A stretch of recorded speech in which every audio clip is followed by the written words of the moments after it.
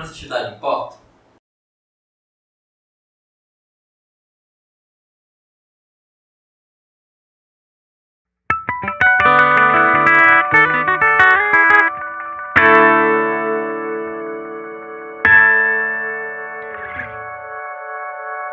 Com a ascensão da sociedade industrial, as nossas relações e sociabilidade se transformam. Mas elas também chegam a um novo patamar. A relação do homem com a arte contemporânea se transforma também. O modo como nós nos relacionamos com o cinema, com o rádio, com a literatura. Dada esse novo modo de se produzir arte, um ensaio surge no século XIX, de Adorno e Horkheim, da Escola de Frankfurt, falando sobre como essa relação se desenvolve na contemporaneidade. Uma das questões que em Sociologia da Arte a gente tenta trazer é pegar a arte e fazer uma análise social a partir da arte. Por exemplo, uma das características que o Adorno explica na indústria cultural é esse certo grau de perda com a relação social, saca? Quando a pessoa vai no cinema, aí ela vê um filme sobre periferia ou, sei lá, o Tropa de Elite da vida. E ela não consegue relacionar aquilo com a realidade dela. Que é uma questão massa que ele fala, por exemplo, o processo de alienação chega no capitalismo tardio um patamar tão avançado que a alienação não só se desenvolve do trabalho, mas a alienação se desenvolve também no lazer. Que ele fala, por exemplo, como o lazer ganha uma nova dimensão aqui. Porque o lazer é agora tratado como algo como a não reflexão, o não pensar. Se divertir significa que o desligar o cérebro. Pensar e diversão são pares opostos. E aí, eu esqueço de toda a estrutura social que envolve que isso não me emancipa, que isso não me liberta, mas que um comercial em si, tipo assim, me dá o gozo, me dá a satisfação de estar representado, entendeu? Então, tipo assim, eu sofro opressão, olha tanto de mazela e tal. Mas, poxa, saiu o filme Pantera Negra, o elenco todo é negro. Por que eu tenho que questionar a estrutura social? Porque eu tô sendo representada num filme. Uau, empoderamento, entendeu? Tipo, tem esse viés também. É porque as características que eu tô falando da indústria cultural estão trazendo pra isso. E, tipo, uma das próximas características da indústria cultural é esse alto grau de revolução e transformação das técnicas. Quando ele faz essa transformação das técnicas, ele também faz uma incorporação das problemáticas sociais, dos temas sociais, das coisas que acontecem na sociedade. É tipo, pegar aquele tema e aquela temática, aquele público e tornar rentável.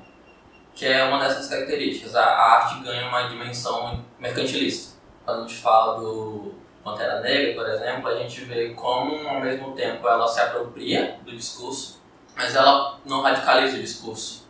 A gente vê, existe o confronto do Pantera Negra, quando é o primeiro, não deixa que é o pai, e ele vai encontrar com o irmão dele, se eu não me engano, em Nova York. Acho que é Nova York. E aí o tio dele, que já passou um tempo lá, já teve um filho e tal, fala como ele percebeu essa relação entre negros no gueto de Nova York. E ele fala que, por exemplo, cara, Wakanda tá se isolando, ela tá deixando os nossos pares viver na situação do pico-popó. E aí ele desenvolve o radicalismo dele. E quando ele fala que a gente não pode ficar só nessa perspectiva meio de virar as costas para os nossos pares, sabe? E aí ele desenvolve a ideia de que é preciso radicalizar a luta, e aí ele fala mesmo, transformação social, e até levante armado e tudo, pipipopopó. E aí um dos movimentos que o filme do Pantera Negra faz, na verdade, é de pegar isso, tratar de uma maneira desmerecendo isso. Ele pega essa ideia e fala que isso é impossível, ou essa lógica não cabe aqui, que é muito dessa ideia que a indústria cultural faz, que é brincar com esse fetiche da gente. Esse fetiche de transformar o mundo, de fazer revolução. Como existem, sei lá, as distopias jovem adulto, ou o próprio Star Wars. O que é o Star Wars se não uma briga entre pessoas, entre duas facções? Saca quando os fãs não conseguem relacionar Star Wars como um filme que também abrange política, que é uma questão que dá pra gente discutir questões sociais também. Tipo, você dá visibilidade pra uma causa, mas você não incentiva a reflexão. Então você só acaba comercializando.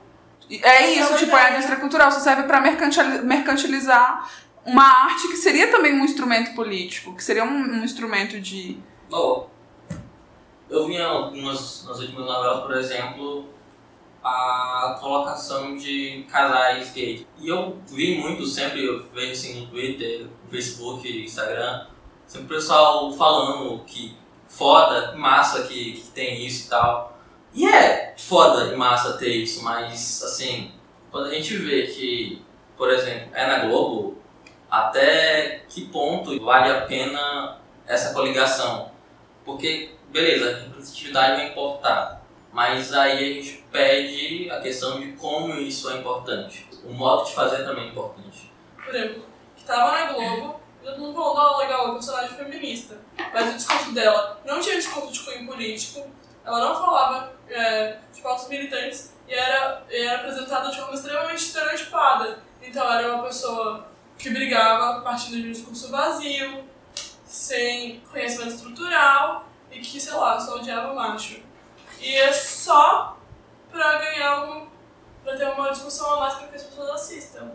É conveniente eu pensar politicamente até o momento que isso vende. Depois que isso não vende, assim, tipo, quando acontecem coisas reais, eu não quero pensar na luta, eu não quero romper as opressões que acontecem estruturalmente. É conveniente pra mercantilizar isso. Você lembra um pouco Lula. Sobre essa relação que ele estava falando sobre a apropriação das lutas, que o Adorno ele fala sobre a questão dessa democratização, dessa massificação da indústria cultural.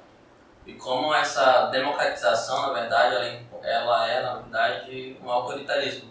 Porque na medida em que se democratiza o meio de transmissão, mas eles mantêm o domínio sobre a informação.